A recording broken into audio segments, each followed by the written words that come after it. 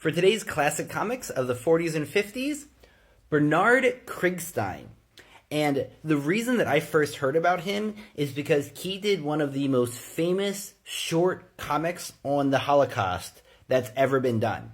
And also his style of changing the size of the cells, of the panels to get smaller and smaller and to show time picking up and things like that. He really was an innovator in using the shape of the frames to help tell the story. So much so that he annoyed his editors a bunch.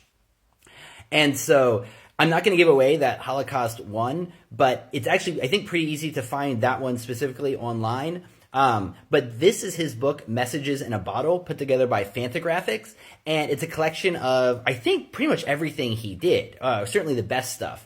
And he was one of these classic comic book writers of the 40s and 50s, working for different agencies, getting bounced around. It wasn't an easy life in some ways, but he got to do some stuff that he really liked. So there were some ghost stories and some kid stories and some cowboy stories, but there were also some really great storytelling in here too. And so overall, if you just want to give your kid or you yourself a good history of the time, Fantagraphics puts together excellent books. So not only does this have an excellent collection of his stuff, at the end is all the information about the different comics, the color about his life. It's a great way to learn about Krigstein and this time in comic books history.